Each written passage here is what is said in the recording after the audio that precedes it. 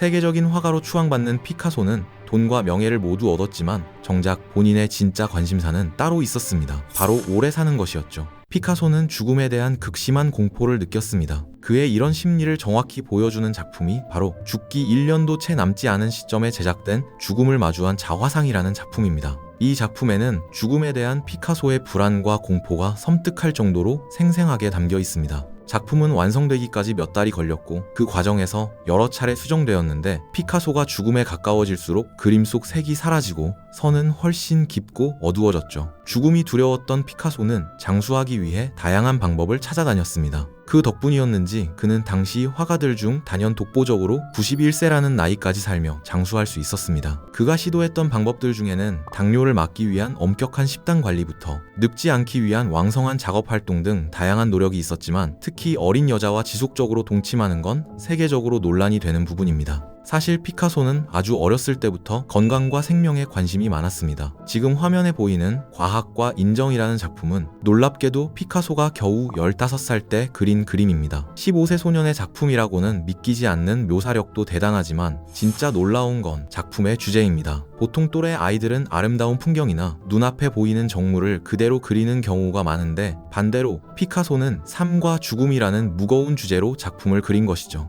어린 나이에 그가 그토록 죽음에 집착했던 배경에는 비극적인 유년 시절이 있습니다. 그의 어릴 적 삶은 가까운 사람들의 죽음으로 얼룩져 있었습니다. 아끼던 여동생 콘치타가 겨우 7살이라는 어린 나이에 디프테리아로 세상을 떠났고 또 다른 어린 여동생도 콜레라로 목숨을 잃은 것이죠. 당시 일부 부유한 가정에서는 막 개발된 디프테리아 치료제를 쓸 수 있었지만 피카소의 집은 제때 약을 구할 돈이 없었습니다. 제대로 된 장례조차 치러주지 못할 만큼 가난했죠. 돈이 없어 동생을 허망하게 떠나보낸 소녀는 뼈아픈 깨달음을 얻게 됩니다. 인생의 끝에는 누구에게나 죽음이 기다리고 있다. 다만 부자는 마차를 타고 가고 가난한 사람은 걸어서 갈 뿐이다. 죽음 앞에서는 누구나 평등하다는 철학적인 통찰이자 동시에 돈이 없어 내 동생이 일찍 죽었다는 한탄이 담긴 문장이었죠. 이러한 고민이 집약된 결정체가 바로 이 작품 과학과 인정입니다. 작품의 왼쪽을 보면 의사가 시계를 보며 환자의 맥박을 짚고 있습니다. 눈여겨볼 점은 의사가 환자의 눈은 전혀 마주치지 않고 정서적 교류를 일절하지 않는 지극히 냉정한 모습이라는 것이죠. 반대로 오른쪽에는 수녀가 온화한 미소를 지으며 환자에게 차를 건네고 있습니다. 심지어 아기까지 보여주며 환자의 마음을 따뜻하게 케어해주고 있죠. 과학과 인정이라는 제목 그대로 피카소는 어린 나이임에도 인간의 생명을 구하기 위해서는 의학적인 지식과 따뜻한 정서적 케어가 동시에 필요하다는 진리를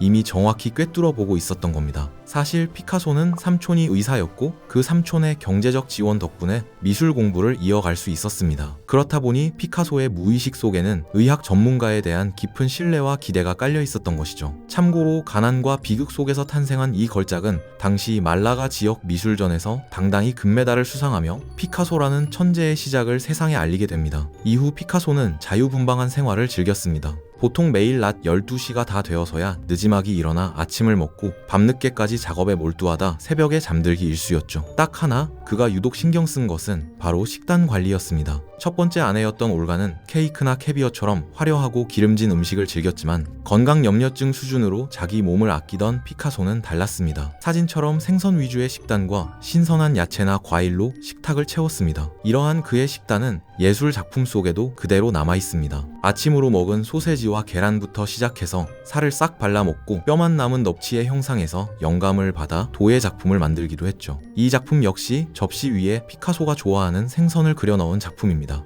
특히 피카소는 음식을 담는 그릇 위에 먹음직스러운 물고기를 그려 넣음으로써 실제 음식과 도자기라는 환영의 관계를 허무는 시각적 장난으로 작품에 위트를 더했죠. 또 다른 피카소의 건강 비결은 다름 아닌 엄청난 활동량이었습니다. 사실 피카소는 작품 활동에 너무 몰입한 나머지 따로 시간을 내서 운동을 하지는 않았습니다. 종종 가족들과 해변에서 찍힌 사진들이 남아있긴 하지만 이건 어디까지나 설정샷이었을 뿐 실제로는 수영을 전혀 할 줄 몰랐다고 하죠. 그렇다면 그는 80세가 넘어서까지 어떤 운동을 하며 건강을 유지할 수 있었을까요? 답은 바로 작품 활동 그 자체였습니다. 작업에 몰입하면 윗돈마저 홀라당 벗어던지고 매일 몇 시간씩 그림을 그리던 그에게는 별도의 운동이 전혀 필요 없었습니다. 묵직한 페인트통과 붓을 들고 끊임없이 팔을 움직이는 것이 그에게는 훌륭한 근력 운동이었고 서서 그림을 그리고 작업대를 오가는 과정 자체가 완벽한 유산소 운동이었던 셈이죠. 피카소의 또 다른 장수 비결은 다름 아닌 인간관계였습니다. 살아 생전 수천억 원대의 부와 슈퍼스타 못지않은 인기를 누렸던 그의 주변에는 늘 사람들의 발길이 끊이지 않았습니다. 60대 후반에 피카소는 프랑스의 발로리스에 자리 잡았는데 마르크 샤갈, 앙리 마티스, 장 콕토와 같은 유명 화가와 작가들이 그를 찾아와 예술에 대한 토론을 벌이곤 했죠.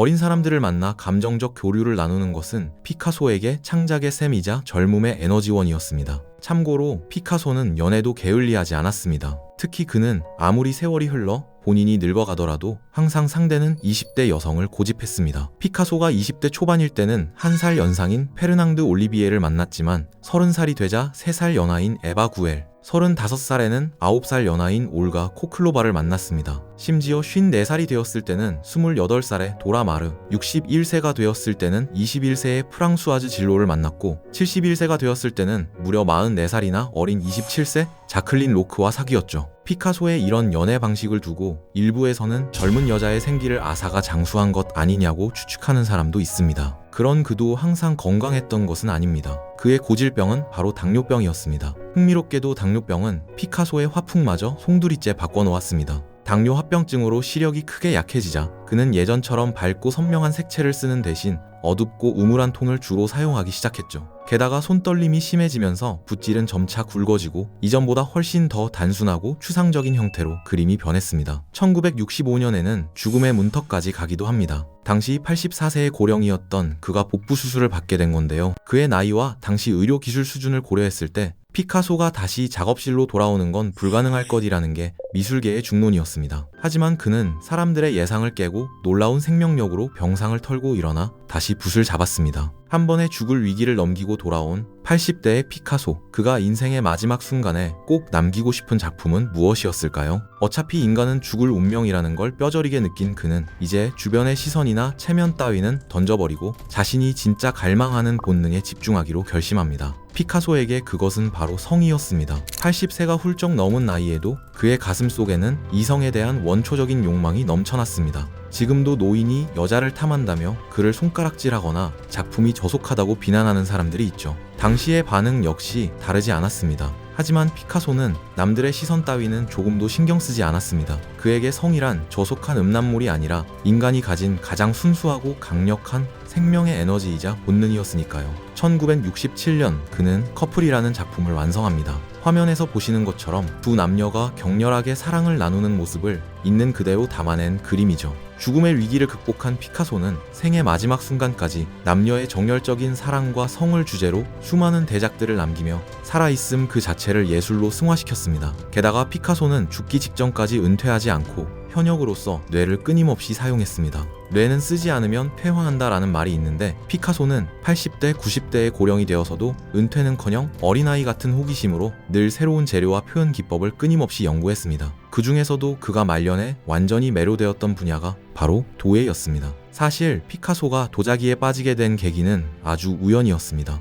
1946년 프랑스 남부의 작은 마을 발로리스에서 열린 도예 전시회를 방문한 그는 마두라 공방을 운영하던 수잔과 조르주 라미 부부를 만나게 되는데요. 이 만남을 계기로 흙과 불이라는 원초적인 재료의 매력에 눈을 뜬 피카소는 본격적으로 도자기 작업에 뛰어들게 됩니다. 여기에는 피카소만의 특별한 철학도 담겨 있었습니다. 수천억 원을 호가하는 자신의 그림은 소수의 부유층만 소유할 수 있었지만 도자기는 더 많은 대중이 일상 속에서 자신의 예술을 누릴 수 있을 거라 생각한 것이죠. 지금 보시는 4개의 얼굴이라는 도자기 작품이 대표적입니다. 피카소는 원래 2차원 평면 화폭에 담아내던 특유의 입체주의 화풍을 3차원 도자기의 입체적 곡면 위에 완벽하게 구현해냈습니다. 둥근 항아리의 곡면을 따라 각기 다른 4개의 표정이 이어져 있어서 관람객이 작품 주위를 한 바퀴 돌며 감상할 때마다 계속해서 새로운 얼굴과 마주하게 되죠. 게다가 이 도자기들은 미적으로 아름다울 뿐만 아니라 실제로 음식을 담거나 쓸 수 있는 실용성까지 갖추고 있었습니다.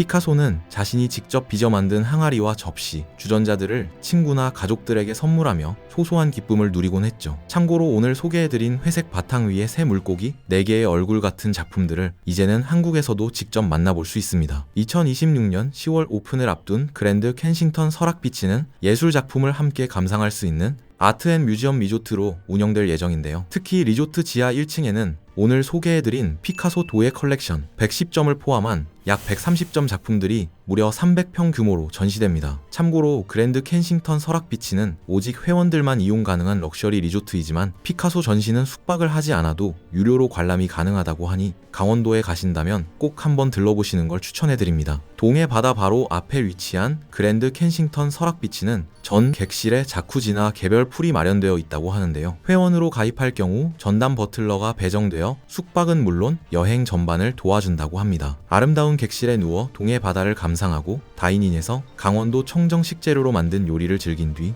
투명한 창 너머 바다가 보이는 수영장에서 여유를 즐기고 피카소 전시까지 관람하는 코스. 이 정도면 그야말로 완벽한 강원도 휴양이 되지 않을까 싶네요. 지금까지 책트포켄이었습니다.